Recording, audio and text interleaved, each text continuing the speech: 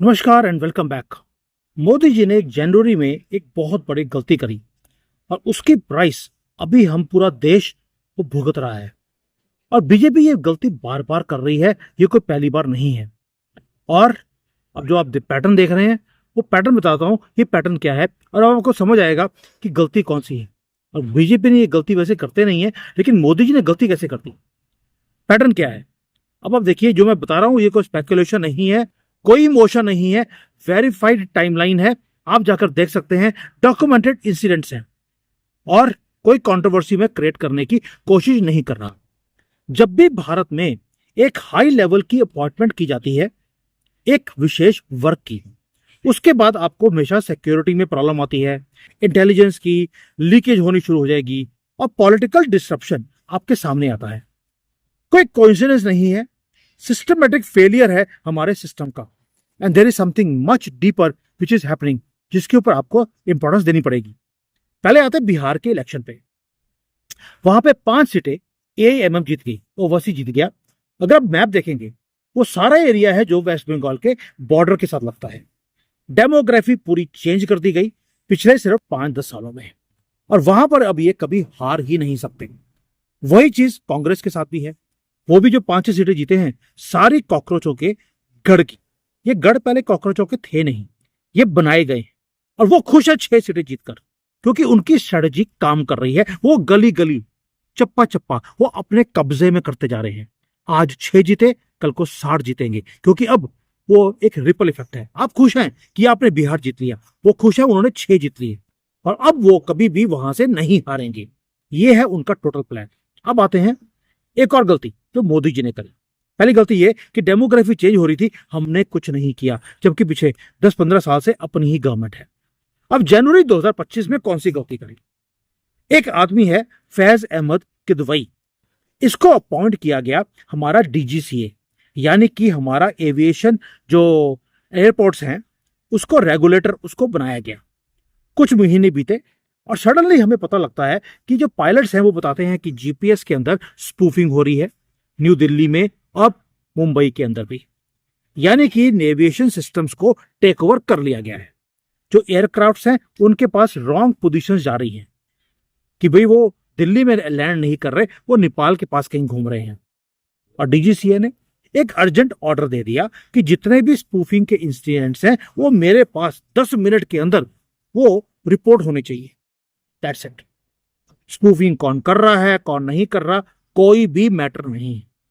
National security agencies को बीच में कूदना पड़ा, इन्वेस्टिगेशंस शुरू हो गई हैं और सुइयां जो हैं वो एक दूसरे की तरफ लगानी शुरू कर दी। हमारा डीजीसीए कहता है मेरी कोई रिस्पॉन्सिबिलिटी है नहीं। भाई ऐसा क्यों है कि इसके पहले कभी ये काम नहीं हुआ। और ये जो एविएशन नेविगेशन सिस्टम्स हैं इसको वनरेबल बनाया किसने। इस जिहादी के आने के बाद ही ये वनरेबल क्यों हुआ। टाइमिंग इंपॉर्टेंट होती है हमेशा हर इंसिडेंट के पीछे। लिंक अनप्रोवन है, अभी प्रूव नहीं हुआ है, लेकिन जो सीक्वेंस है वो अनडिनाइबल है। अपॉइंटमेंट होती है और उसके अपॉइंटमेंट होने के बाद डिस्ट्रप्शंस होनी शुरू होती है और फ्लाइटों को कैंसिल करना पड़ता है। पूरे इंटरनेशनल मीडिया में इसके ऊपर बात हो रही है कि भारत में जाया मत जाए, क्योंकि दिल्ली मुंबई के एयरपोर्ट्स कॉम्प्रोमाइज हैं। पूरा का पूरा सिस्टम भाग रहा है पकड़ने के लिए जिहादी को, लेकिन जो मेन जिहादी आपने ऊपर बैठा दिया उसके ऊपर कोई बात नहीं करता। और ये 1989 का 89 में भी यही हुआ था। क्यों बोल रहा हूं 89 के बारे में, आपको याद होना चाहिए कि आपने जब भी जिहादी को आपने वाइस प्रेसिडेंट बनाया हो, होम मिनिस्टर बनाया हो, डीजीसीए का हेड बनाया हो, और कल को तो इनका सपना है कि ये एमपी एमएलए तो बन ही रहे हैं, डॉक्टर्स बनाए थे, उन्होंने AK-47 के साथ हिंदुओं का कत्ल करने का प्लान बना लिया। वो डॉक्टर होकर इंजीनियर बॉम्ब बना रहे हैं। डॉक्टर्स ये देख रहे हैं कि किस तरह से हिंदुओं को इंजेक्शन ऐसे दिए जाए वो नपुंसक बन जाए या बिल्कुल मारे जाए और पता भी ना लगे किसी को। और कितनों की मौत करनी है, लाखों नहीं करोड़ों लोगों की, ये डॉक्टर इंजीनियर कर रहे हैं। और जब ये जिहादी डीजीसीए बन गया है उसके बाद क्या हो रहा है आपके सामने है। अब 89 की बात क्या है।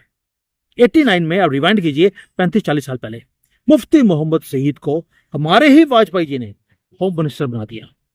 और कुछ ही दिनों के बाद मिरेकुलसली जो रुपया सही होती है उसकी अपनी लड़की वो किडनैप हो जाती है श्रीनगर में। ऐसा क्या चक्कर है कि आजकल तो सिक्योरिटी वहां पर दी नहीं जाती इनको, कश्मीरियों को, तो इनके बच्चे अब ना उससे पहले कभी किडनैप हुए ना उसके बाद, जब ये होम मिनिस्टर था तभी किडनैप क्यों हुए? और फिर नेगोशिएशंस किए गए, गवर्नमेंट को बीच में आना पड़ा और जो बड़े बड़े कॉकरोच थे उनको रिलीज करना पड़ा सिर्फ इसलिए कि इसकी लड़की को आजाद करवाना था। ये डॉक्यूमेंटेड है। और उसी टाइम पर जब ये होम मिनिस्टर था, कश्मीर के अंदर जो सबसे काला टाइम देखा हमने, लॉ एंड ऑर्डर कोलैप्स हो गया, टारगेट किलिंग की गई और जो 5 लाख हिंदू थे उनको भगाया गया। वो कश्मीरी पंडित नहीं है, हिंदू थे, जानबूझकर कश्मीरी पंडित नाम दिया गया। It was Hindu genocide which happened during his time. भाई आप कह सकते हैं कि ये किसी और ने करवाया, लेकिन ऐसा क्या चक्कर है कि इधर डीजीसीए, उधर से होम मिनिस्टर, और अपॉइंटमेंट होती है, क्राइसिस शुरू होती है, सिक्योरिटी फेलियर होने शुरू होते हैं और लॉन्ग टर्म ह्यूमैनिटेरियन कॉन्सिक्वेंसेस हिंदुओं को भरने पड़ते हैं। पैटर्न सेम है। अब आते हैं एक और चीज, वाइस प्रेसिडेंट बनाया गया हामिद अंसारी को। अब देखिए, डिप्लोमेट था पहले वो, और उसको बैठाया गया डिप्लोमेट मिडिल ईस्ट की कंट्रीज में, वेटरन डिप्लोमेट है। ऑफिशियल पोस्टिंग्स थी UAE, Iran, Afghanistan, Saudi Arabia.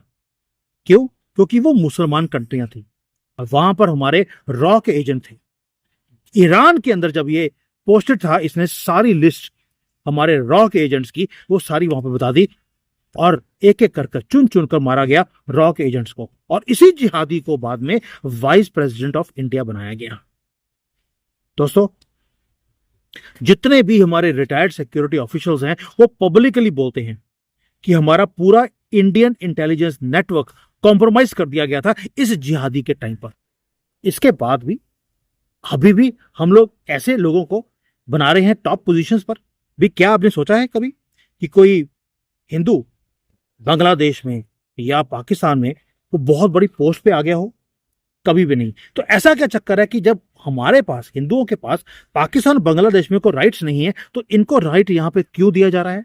मुझे आज तक ये समझ नहीं आ रहा। और अब वाइस प्रेसिडेंट बनने के बाद इस बंदे ने क्या किया? पहले तो इसने रॉ के ऑपरेटिव्स को मरवाया, उनको कॉम्प्रोमाइज करवाया, एक एक करके सबको मारा गया। और उसके बाद आप देखिए, जब ये वाइस प्रेसिडेंट बन गया, उसमें ये कॉन्टिन्यूसली क्रिटिसाइज करता रहा डोमेस्टिक पॉलिसीज के ऊपर। इसकी स्टेटमेंट्स ने हमेशा ही शार्प पॉलिटिकल रिएक्शंस खड़े किए। प्रेस में इसको बहुत इंपॉर्टेंस दी जाती थी और ये बोलता था मैं भारत में अनसेफ फील कर रहा हूं। भाई अनसेफ फील कर रहे हो तो तुम्हारा पाकिस्तान, तुमने अपना कंट्री ले लिया था, जाइए, वहां पे जाना नहीं, यहां मरना नहीं। ये हालत है इनकी। और जो हमारी प्रेस है, बिका हुआ प्रेस, वो इसके स्टेटमेंट्स को एस्केलेट करके वो दिखाता था। अगेन हाई लेवल पे अपॉइंटमेंट, वही कंट्रोवर्सीज और इंस्टीट्यूशनल ब्रेकडाउन हमने देखा। अब आप देखिए, रिसेंटली अगर आपको याद होगा, रामदेव का एक केस आया हमारे कोर्ट के अंदर। पैटर्न वही है, जुडिशरी सिलेक्ट की गई और एक कॉकरोच वहां पर जज वो बैठा हुआ और उसने पतंजलि को कटघरे में खड़ा कर दिया। क्या बोलकर कि जो आप ऐड दे रहे हैं ना, ये मिसलीडिंग है, आप प्रूव नहीं कर सकते, क्योंकि हमने हमदर्द की जो एड लैब है उसमें जाकर हमने कंफर्म करने की कोशिश करी, हमें कोई एविडेंस नहीं मिला कि जो आप क्लेम कर रहे हैं। हमदर्द कंपेटिटर है भाई। हमदर्द वाले बोलते हैं कि हम साफी देते हैं जिसमें खून साफ होता है। अगर खून साफ होता है तो फिर डायलिसिस करने की जरूरत ही नहीं, जबकि किडनियां किसी की फेल हो जाएं उसके लिए डायलिसिस करनी पड़ती है खून को साफ करने के लिए। क्या उस कॉकरोच ने बोला कि साफी को कि तुम्हारी जो एडवर्टाइजमेंट है वो भी गलत है? उसको नहीं बोलेंगे, हिमालय को नहीं बोलेंगे, जहां पर 100% एम्प्लॉय मुसलमान है और वो वहां पर 10% ऑफिशियली स्टेटमेंट देता है कि मैं जिहाद के लिए पैसे देता हूं। उनको नहीं बोला, लेकिन रामदेव को बोल दिया कि तुम्हारी जो इतनी बड़ी बड़ी एड आती है, माफीनामा भी उतनी बड़ी एड का होना चाहिए पेपर में कि हमने गलत एड दिया है। और उसे बोल दिया कि जितने भी तुमने वीडियोस बनाई हैं, ये सारा मीडिया में जो तुमने दिया है, इस सबको उतारना चाहिए, वहां पर वार्निंग देनी चाहिए कि हम झूठ बोल रहे हैं। दोस्तों, सेम क्लेम हमदर्द हिमालय करते हैं, उनको कभी भी कोर्ट में कभी भी घसीटा नहीं गया। तो सिर्फ रामदेव को ही क्यों? क्योंकि वो ट्रेडिशनल मेडिसिन को कंपटीशन दे रहा है इन्हीं के हमदर्द को और हिमालय को। अगेन वही कॉकरोच हाईएस्ट पोस्ट के ऊपर और इम्बैलेंस क्रिएट करने की कोशिश करी। Selective target to Hindus and Hindu organisations and the country. Pattern repeat हो रहा है 75 साल से नहीं 1000 साल से। फिर मोदी जी ने यह गलती कैसे कर दी कि एक कॉकरोच को आपने बना दिया किसके लिए? डीजीसीए, और वो कॉम्प्रोमाइज कर रहा है हमारे एयरपोर्ट्स को। अब देखिए वेस्ट बंगाल, केरला, इवन की जो पहला उत्तर प्रदेश था, यही सीक्वेंस आपने देखा। जब जब कोई एमपी एमएलए बना वहां पर हिंदुओं का जीना हराम हो गया। संदेश करी आपको भूला नहीं होगा अभी भी, वहां पर लड़कियों को 13 साल से बुला बुलाकर बाप को बोला जाता था अपनी बेटी को, उसको बोला जाता था अपनी बीवी को हमारे पास भेजो, जब मन भर जाएगा वापस भेज देंगे। 13 साल चलता रहा। और जब सीबीआई वहां पर इन्वेस्टिगेट करने गई, पत्थर मारे गए, एंटर नहीं करने दिया। उसके बाद भी आपको लगता है ये लोकल लीडरशिप पे ये जीना हराम कर देते सभी का, और आपने उसको बना दिया जिहादी को कहां पर? डीजीसीए का हेड। ये रेडिकल एलिमेंट्स दोस्तों ओपनली भारत में ऑपरेट कर रहे हैं।